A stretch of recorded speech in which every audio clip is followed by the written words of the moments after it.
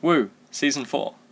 I've been quite enjoying the 4th season so far, though I share many of the gripes with the episodes 1 to 3 that Digibrony and Brony Curious have voiced up to this point.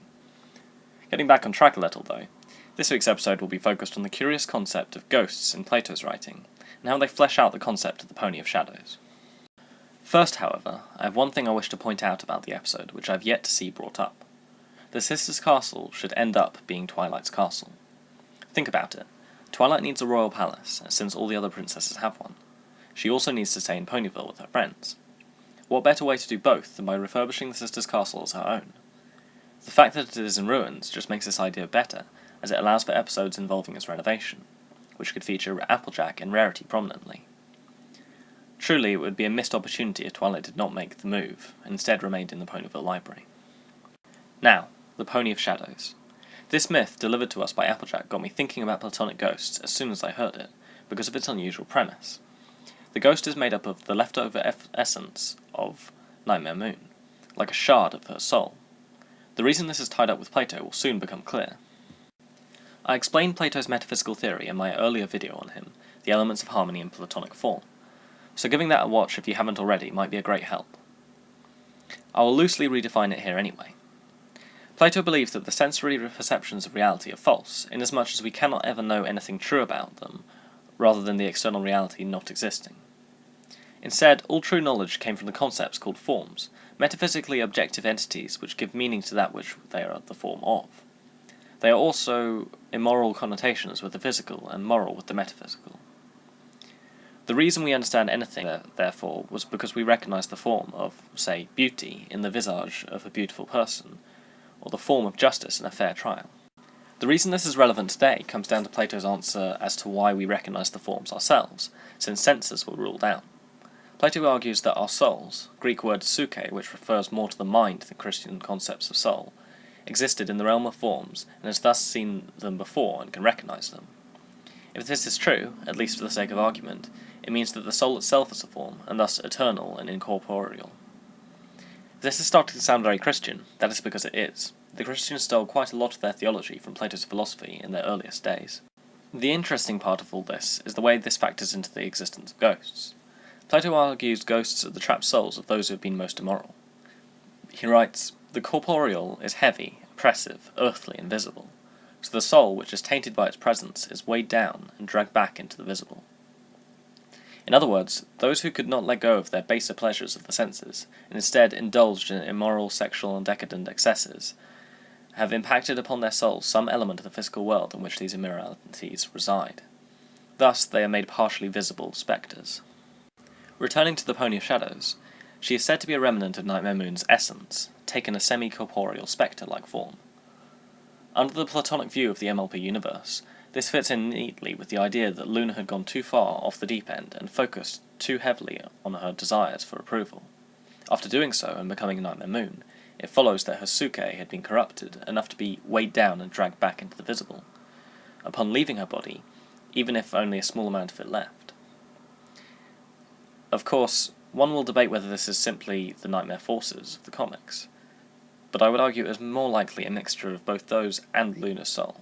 However, Plato's ideas about the psyche itself make this a much more interesting concept than simply explaining its existence. This is the concept of the tripartite mind. To Plato, the psyche was split up into 3 sections: appetitive, passionate, and rational. His arguments for this involve the seemingly contradictory situations in which you find yourself willing more than one thing. For example, when one is ill but has already drank a lot of water, something in the soul is bidding the man to drink, and something else forbidding him. We may fairly assume that they are two, the rational principle of the soul, and the irrational or appetitive.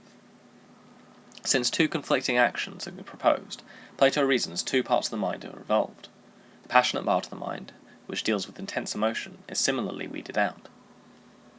These concepts are not far from the idea of different brain centers in modern neuroscience, if a little more infantile. Then Plato comes up with perhaps his greatest stroke of genius. If there are 3 parts to the mind, which all counsel different things, then only one may be correct in what it counsels. He suggests that this is the rational part of the soul. His reason is brilliant. He likens the rational part of the mind to a lion tamer. When the passions are under its control, they can be used when it is smart to do so. Courage, he says, is reason directing passion, whereas if passion is in charge, then it devolves into foolhardiness, and reason cannot be found. Similarly, the appetitive part of the mind can achieve its desires only so long as the rational mind divines how to accomplish them. If desire is in charge, then passion sedates into laziness, and reason erodes as the revelry takes place of thought. Thus, the rational part of the mind is the only part which can be in charge of all the others, and at the same time allow them to fulfill their purpose. The passionate can be passionate, and the appetitive can quench its appetite. Plato proceeds to argue that all immoral people can be put down to either the passions or appetitive part of the mind, overruling their rational principle. With this concept in mind, I would argue for a more sophisticated view of the Pony of Shadows, and Nightmare herself. It is not her desires that rule her, but more evidently her passions. One simply has to watch the flashback of the sisters' battle to see the anger exuding from Luna in all directions, a fiery, burning passion. Clearly it is her emotions, therefore, which take over her rational principle in her mind, and cause the tainted corporeal form to exist.